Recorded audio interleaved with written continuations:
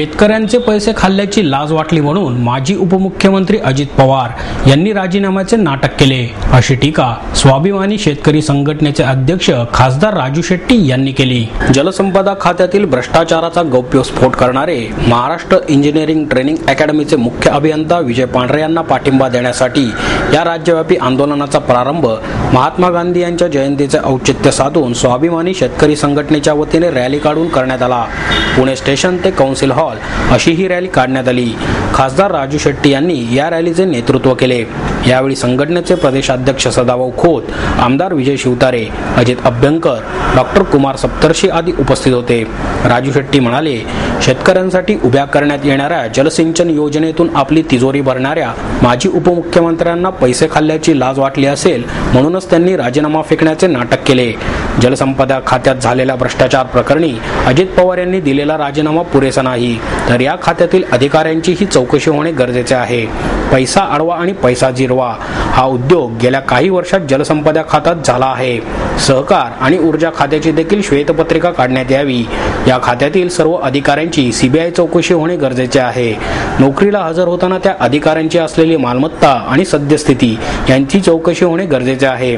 शेतकऱ्यांवर गोळीबार करणारी मंडळीच आज पदावरून गेल्यावर आपण शेतकऱ्यांची मुले असल्याचे सांगत फिरू लागले आहे, परंतु दुटप्पी भूमिका घेऊन फिरणाऱ्यांना राज्यातील शेतकरी कदापि माफ करणार नाहीत।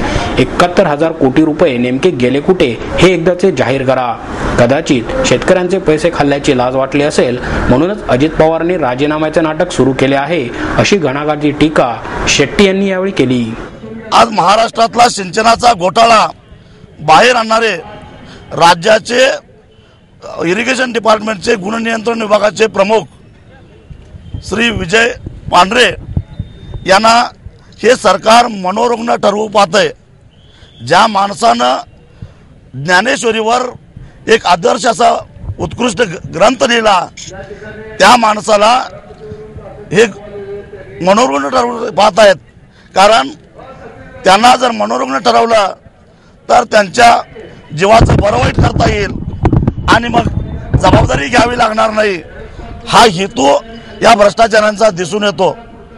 एका पाटबंधारे विभागाबरोबरच या लोकांनी जिल्हा मध्यवर्ती बँका, राज्य सहकारी बँका, सूतगिरण्या, साखर कारखाने, अनेक सहकारी संस्था अक्षरशः खाऊन टाकलेल्या आहेत आणि त्यांची मालमत्ता सुद्धा मातीमोल किमतीनं विकत घेतलेल्या आहेत।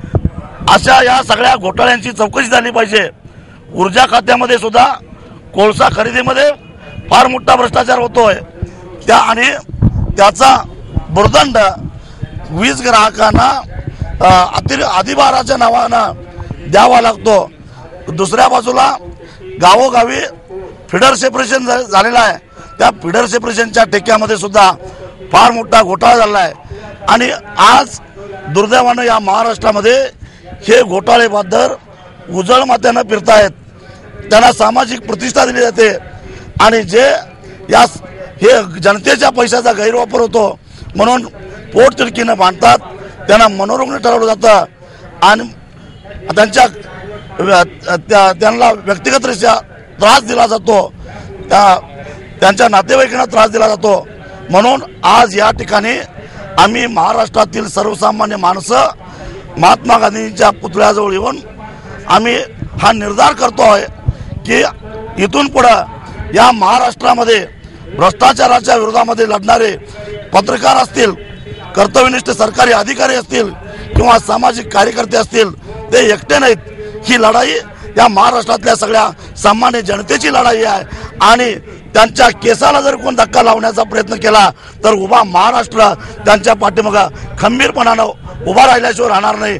आम्ही बापूजींच्या जवळ कैफियत घेऊन आलोय। बापूजी, पूर्वी तुम्ही 3 माकडांचं आम्हाला एक गोष्ट सांगितली होती, वाईट ऐकू नका, वाईट बोलू नका आणि वाईट बघू नका।